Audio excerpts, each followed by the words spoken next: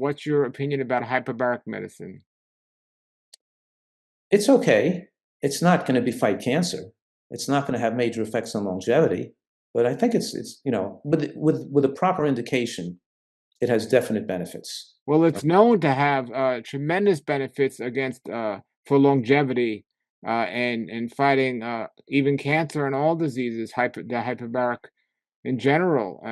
That's what it's known for. And you're saying, from what you understand, it's not known for those things? No, it's not known. It's whether the scientific studies adequately justify that use. So it's a question of like I have a full-time PhD researcher who works for me full-time.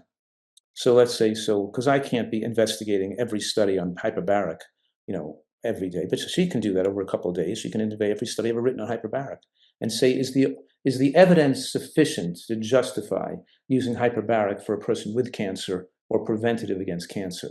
And I think that what the findings would be, there's not enough studies to justify that. There are Okay. cellular benefits. So they do that all the time with a lot of different things in alternative medicine. There's some benefits in lab animals. There's some benefits in cell culture. There might be some short-term benefits, but we don't have sufficient data yet to really say with confidence that this is definitely going to help people with these conditions yet. So Have you heard of Bryan Johnson? yeah, of course. And He's a perfect example of doing all these things that are not proven and then to doing all these things on his own body, thinking he's going to increase his longevity. And he's not even eating as healthy as he should either. he's not eating as healthy, I agree, but he's tremendous information about what he's doing with sleep and giving a good awareness to these things that are helpful. But with his own blood work and the markers he's checking and everything else, he shows improvement by using a lot of these alternative things that he's doing. We just did a study on 50 women who've been following a nutritarian diet for more than 5 years against 50 women eating a standard American diet. And we do use True Diagnostics as our lab, which we use those labs to order those tests because we do the True Age and the True Health test. So we do the True Age test, which gives you the biological age based on epigenetic changes, methylation defects, and telomeres. So we're able to give people an age, and we found that those nutritarian women had a much younger biological age than those women obviously eating a standard diet at the same body weight. But in any case, so yes, I have documented in scientific studies and published in medical journals that we not only can age slower, but we can reverse aging from where a person was when they adopt our protocols for our nutritional protocols and our protocols for cancer too.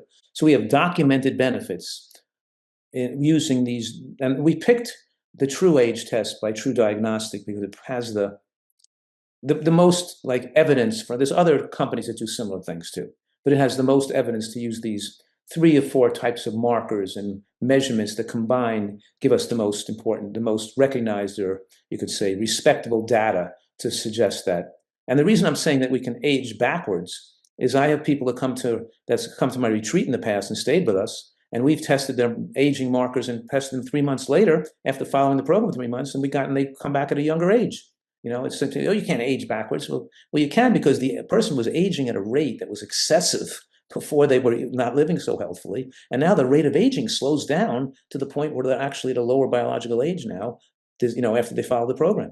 Can you imagine if somebody like Bryan Johnson, who seems to have success at lowering his biological age and reversing it, got on a diet like the Nutritarian diet, how much more powerful that would be with all his testing Right. and his money and everything? Right. Because half the stuff he's doing is worthless anyway. And so, but whatever. He is bringing great awareness to the whole idea of a lot of these things that people hadn't thought about in the past. So I think that's ultimately a good thing.